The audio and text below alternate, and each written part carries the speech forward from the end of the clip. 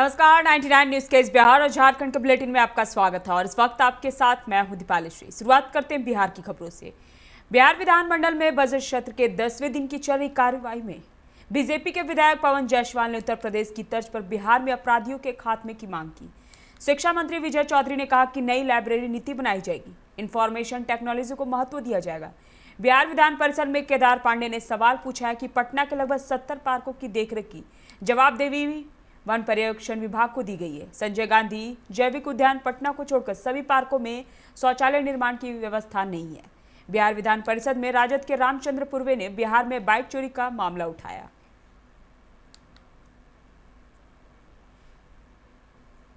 भोजपुर के आरा नगर थाना क्षेत्र अंतर्गत वलीगंज धरहरा चौकी के समीप बुधवार की देर रात रिसेप्शन से लौट रही 2 मौशहरी बहनों को अपराधियों ने गोली मार दी।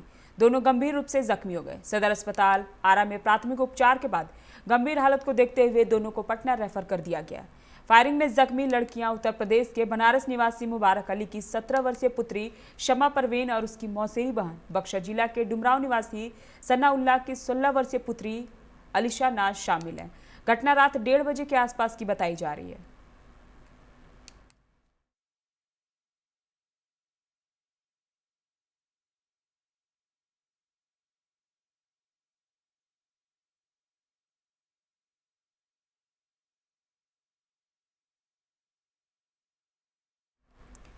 उज्ज्वला योजना के तहत बिहार में अब तक 84,83,000 रसोई गैस कनेक्शन दिए गए। सामान्य उपभोक्ताओं की तुलना में यह आंकड़ा महज 16,42,000 ही कम रह गया, मगर जितने कनेक्शन बांटे गए हैं उस अनुपात में सिलेंडर की बिक्री नहीं हो रही है। फिलहाल इस योजना के तहत रसोई गैस कनेक्शन नहीं मिल रहा है, हालांकि इसके फिर शुरू होने की भी उम्मीद है। लखीसराय पुलिस केंद्र से 27 फरवरी को लापता सिपाही की लाश मुंगेर में गंगा नदी किनारे में बरामद हुई है। शव को एक कुत्ता नोच रहा था। चेहरा पूरी तरह क्षतिग्रस्त हो गया था। गुरुवार को जवान के परिजनों ने कपड़ों के जरिए शव की पहचान की तो पुलिस केंद्र में हड़कंप मच गया। मृतक की पहचान वैशाली जिले के महुआ सिंहराय गांव निवासी चुन्नू कुमार के रूप में हुई है। वहीं लखीसराय जिला पुलिस बल में सिपाही के पद पर तैनात था। बुधवार को उसके पिता विजय राम ने उसके अपहरण की प्राथमिकी दर्ज करवाई थी। इसके बाद पुलिस उसकी तलाश में जुट गई थी। बिहार में इंटर वार्षिक परीक्षा 2021 की कॉपियों का मूल्यांकन 5 मार्च से 130 केंद्रों पर शुरू हो जाएगा। वहीं पटना के 8 केंद्रों पर मूल्यांकन की तैयारियां लगभग पूरी कर ली गई है। मूल्यांकन में शामिल सभी शिक्षकों को गुरुवार को अपना योगदान मूल्यांकन केंद्र पर लेना होगा। बोर्ड की तरफ से जारी दिशा निर्देश को ध्यान में रखते हुए मूल्यांकन कार्य 5 से 15 मार्च तक चलेगा। मूल्यांकन सुबह 9 बजे से शाम 5 बजे तक एक पाली में होगा। बोर्ड ने कहा है कि अगर कोई प्रधान परीक्षक सब परीक्षक चाहे तो मूल्यांकन केंद्र पर निर्धारित अवधि के बाद स्वेच्छा से आवश्यकता अनुसार सुबह 7 बजे से मूल्यांकन कार्य करा सकते। वैशाली के राधोपुर में गंगा नदी पर निर्माणाधीन 6 लेन ओवरब्रिज में लोडर के नीचे दबने से एक इंजीनियर की मौत हो गई। मृतक की पहचान मधेपुरा निवासी बलवंत कुमार के रूप में की गई है। वह 6 लेन प्रोजेक्ट में मिक्सिंग डिपार्टमेंट में लैब टेक्नीशियन के पद पर कार्यरत था। इस प्रोजेक्ट में वह 2 साल पहले से काम कर रहा था। घटनास्थल पर कार्य कर रहे मजदूरों ने बताया कि देर रात मिक्सिंग का काम चल रहा था। इसी दौरान अचानक बलवंत लोडर मशीन के नीचे आ गए। जब तक मशीन को बंद किया जाता तब तक उसका पूरा शरीर ही मशीन में पिस चुका था।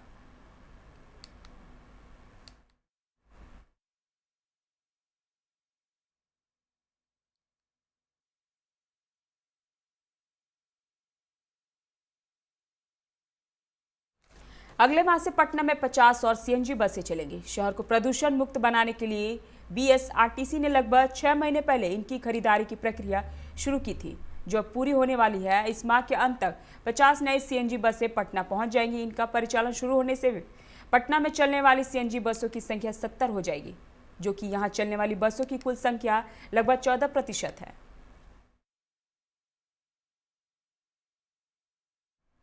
दरभंगा एयरपोर्ट पर यात्रियों की भीड़ को देखकर अब अन्य विमान कंपनियां भी अपनी सेवा देने की तैयारी कर रही है। एयर इंडिया समेत कई विमान कंपनियों के प्रस्ताव सरकार के पास लंबित है। ताजा जानकारी के अनुसार दरभंगा एयरपोर्ट से जल्दी इंडिगो एयरलाइंस का विमान उड़ान भरेगा। जानकारी के अनुसार अप्रैल माह के अंत या मई के शुरुआत में हवाई सेवा शुरू की जाएगी। कंपनी की ओर से प्रारंभ में 2 रूटों पर सेवा आरंभ करने की बात चल रही है। यह रूट हैदराबाद व मुंबई होगा। इसे लेकर जल्द ही बुकिंग शुरू की जा सकती है। हालांकि इस संबंध में कोई आधिकारिक सूचना प्राप्त नहीं हुई है। पश्चिमी सिंहभूम जिले के टोकलो थाना क्षेत्र स्थित लांजी जंगल में नक्सलियों ने गुरुवार की सुबह आईडी ब्लास्ट कर दिया। विस्फोट की चपेट में आने से झारखंड जगुआर के 3 जवान शहीद हो गए, जबकि 2 जवान जख्मी हो गए। घायलों को हेलीकॉप्टर की मदद से रांची स्थित मेडिकल लाया गया और नक्सलियों ने यह विस्फोट तब किया जब जिला पुलिस और सीआरपीएफ के जवान सर्च ऑपरेशन चला रहे थे। सुरक्षा बलों और नक्सलियों के बीच मुठभेड़ भी हुई।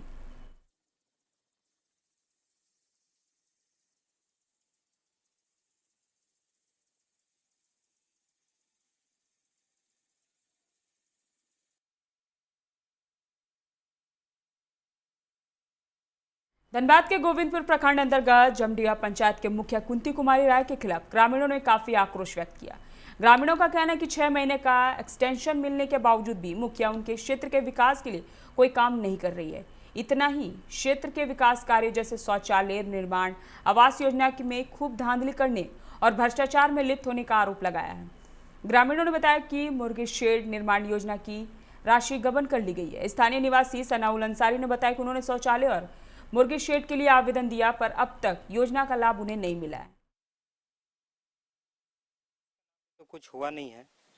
विकास का नाम पे आए दिन अखबार में इस जमडिया पंचायत का हो हल्ला घोटाला के बारे में पता हुआ है। शौचालय भी वैसे स्वच्छ भारत अभियान के तहत जो शौचालय बनवाया गया है वो मतलब गुणवत्तापूर्ण है नहीं। अब बहुत ऐसा आदमी का है कि पैसा सरकार भेजी है और लेकिन अभी तक उनको पता भी नहीं है, अब बना भी नहीं है, ऐसा भी हुआ है।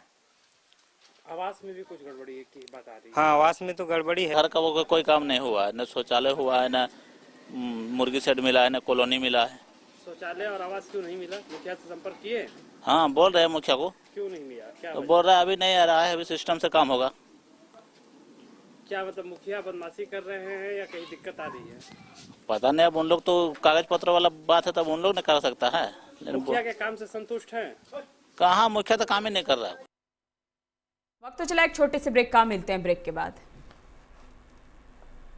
दरवाजे चुनने की बात हो तो चुनिए सिर्फ टाटा प्रवेश के दरवाजे, जो लकड़ी के दरवाजों से कई गुना है बेहतर। टाटा प्रवेश के दरवाजों में है स्टील की मजबूती और लकड़ी की खूबसूरती। टाटा प्रवेश के दरवाजे फ्रेम और एक्सेसरीज के साथ फैक्ट्री में तैयार किए जाते हैं। लकड़ी के दरवाजे बनाने के लिए बहुत से लोगों से संपर्क करना पड़ता है, जो कि इस समय नुकसानदायक हो सकता है। लकड़ी के दरवाजों को लगाने में 8 चरणों से गुजरना और 6 प्रकार के लोगों के संपर्क में आना होता है, जबकि टाटा प्रवेश के दरवाजों का इंस्टॉलेशन केवल 2 चरणों में हो जाता है। बस अपना दरवाजा चुनें, उसका आकार नापें और नो टच डिलीवरी पाएं। इसे हमारी प्रशिक्षित इंस्टॉलेशन टीम द्वारा लगाया जाता है, जो सैनिटाइजेशन प्रोटोकॉल्स का ख्याल रखती है। टाटा प्रवेश के दरवाजे लकड़ी के दरवाजों से कई गुना मजबूत होते हैं और आपके परिवार को सुरक्षित रखते हैं। स्टील के बने होने के कारण इन दरवाजों में स्वाभाविक रूप से न तो दीमक लगता है और न ही इनमें आग पकड़ने का डर होता है। टाटा प्रवेश के दरवाजे मेंटेनेंस फ्री और वेदर प्रूफ होते हैं। सामान्य लकड़ी के दरवाजों की तरह ये न तो सिकुड़ते फैलते हैं और न ही इनमें दरार आती है। लकड़ी के दरवाजों की गुणवत्ता और उनका टिकाऊपन प्रमाणित नहीं होता, जबकि टाटा प्रवेश के दरवाजे उम्दा फिनिश, कई डिजाइन के और 5 वर्षों की वारंटी के साथ आते हैं।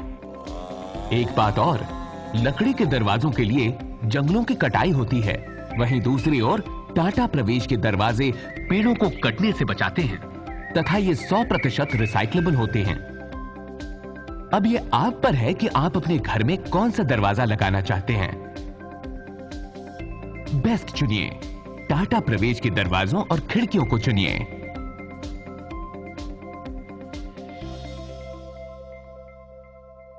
Authorised distributor Shri Ram sales, GT road, Govindpur, Dhanbad. आप इस नंबर पर संपर्क कर सकते हैं 7004709213 9534400091।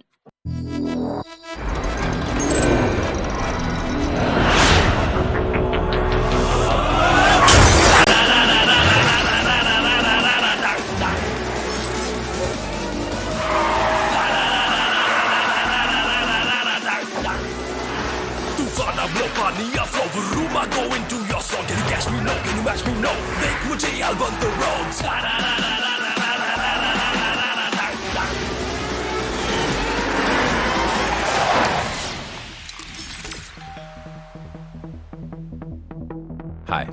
You're early. I know. XUV 300. Authorised dealer model fuels Dhanbad Bokaro Giridih. आप इस नंबर पर संपर्क कर सकते हैं 8929207235, 8929207236, 9711355896। Hey, I'm sexy Mr. Brown, a prince who's just been crowned. I can brighten up your day, 'cause I'm so sunny. Hey, I'm sexy Mr. Brown, heading out to town. You can hate me all the way, 'cause I got my honey.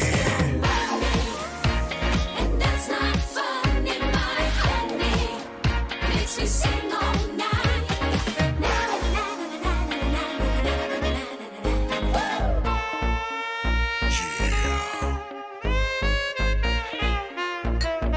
Sexy Mr. Brown. Your wait for sheer extravagance is over. Presenting Kia Carnival. Bookings open. जय TMT, भरोसा अटूट एवं सुरक्षित निर्माण का।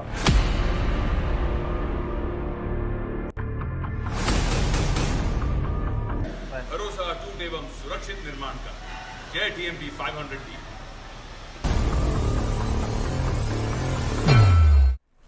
Break के बाद आपका स्वागत है। बढ़ते हैं अगली खबर की ओर।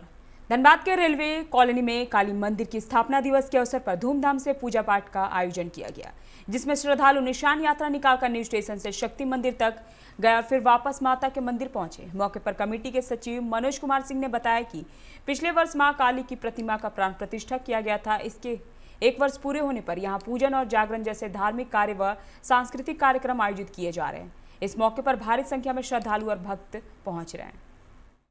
पिछले वर्ष मूर्ति की प्राण प्रतिष्ठा हुई थी मां श्यामा काली की, उसी का स्थापना दिवस जो वार्षिक हम लोग मना रहे हैं, प्रथम वर्षगांठ।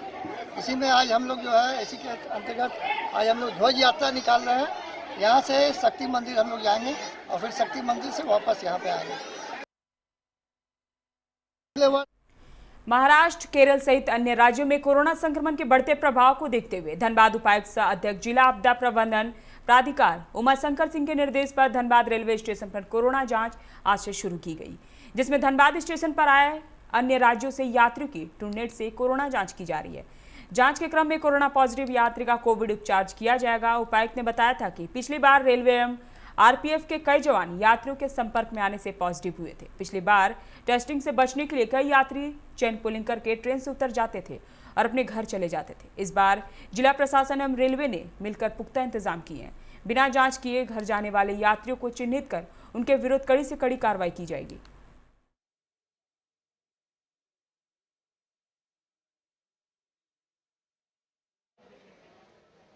वाली ट्रेन का लोगों का चेकिंग हो रहा है यहाँ ट्रूनेट मशीन के द्वारा। 50 साल से 45 साल से ऊपर के जो रहेंगे वो वेट करेंगे रिजल्ट का, और उसके नीचे वाले लोग हैं वो अपने घर चले जाएंगे। मेनली धनबाद के लोगों का चेक होना है, वो घर चले जाएंगे। यदि पॉजिटिव आता है तो फिर उसको अकॉर्डिंगली इलाज किया जाएगा। लेकिन 50 साल से ऊपर वाले जो लोग रहेंगे वहाँ वेट करेंगे, रिजल्ट आएगा तो लेके जाएंगे। बढ़िया है, होना चाहिए जांच। हाँ हाँ हाँ, हम लोग तो भेलोर से आ रहे हैं, वहाँ पे हम लोग का टेस्ट हुआ। अच्छा, भेलोर में भी टेस्ट हुआ है? हाँ, भेलोर हम लोग गए थे CMC। क्या आप बाहर से आए हैं? नहीं नहीं, हम लोग धनबाद के ही हैं।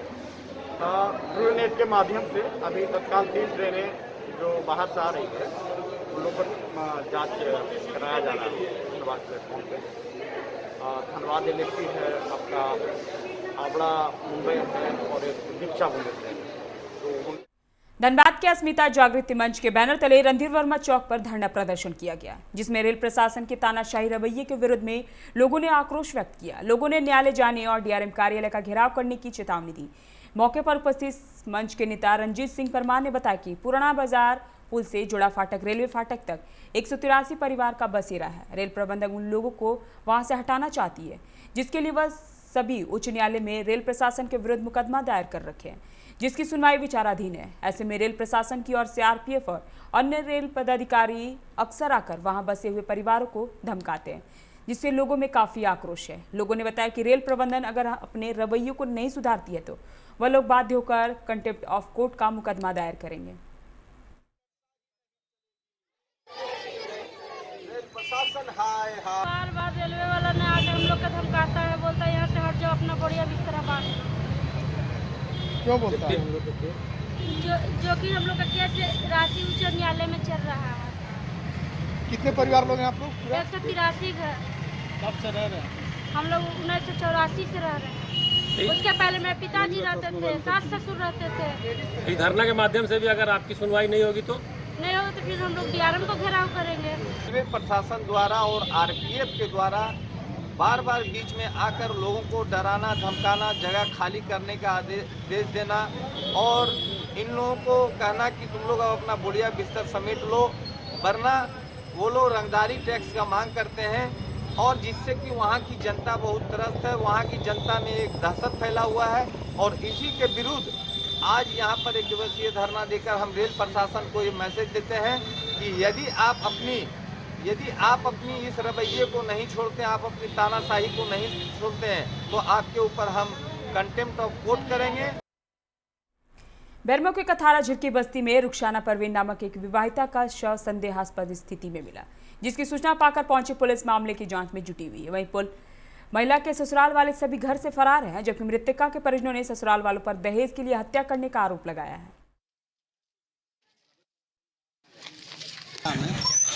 बड़ा काला निशान के अनुसार फांसी जैसा प्रतीत होता है। पोस्टमार्टम के पश्चात स्थिति स्पष्ट पोस्टमार्टम के लिए भेजा जाए। गई हुई थी, बाथरूम जाने के क्रम में वहाँ पे स्लिप करके गिर गई है। गिरने से बोलता है कि दुपट्टा उसका गला में फंस गया था, उसी कारण से उसकी मौत हुई है। और प्रशासन आके अपना इंक्वायरी कर रहे हैं, पोस्टमार्टम ले गए। मेरा कहना एक ही चीज़ है, गुनहगार बचे नहीं और बेगुनहगार फंसे नहीं। भारत निर्वाचन आयोग ने पहले चरण में डिजिटल मतदाता पहचान पत्र डाउनलोड करने की सुविधा उन नए मतदाताओं को प्रदान की है जिन्होंने विशेष संक्षिप्त पुनरीक्षण 2021 में अपना यूनिक मोबाइल नंबर उपलब्ध कराया था। झारखंड में ऐसे 1,20,788 नए मतदाता हैं।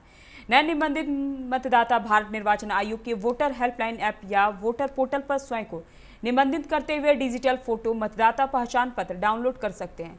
राज्य के मुख्य निर्वाचन पदाधिकारी के रवि कुमार ने गुरुवार को इसकी जानकारी देते हुए कहा कि आयोग द्वारा अधिक से अधिक मतदाताओं द्वारा इसे डाउनलोड कराने के लिए 1 माह से विशेष अभियान चलाया जा रहा है।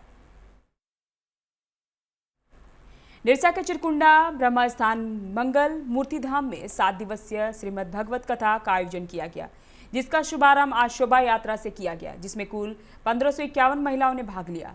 महिलाओं ने यात्रा की शुरुआत मंगल मूर्ति धाम से जाकर खुदिया नदी से कलश में जल भरकर वापस यज्ञ स्थल आई। इस दौरान जयकारे के उद्योग से पूरा वातावरण भक्तिमय हो गया।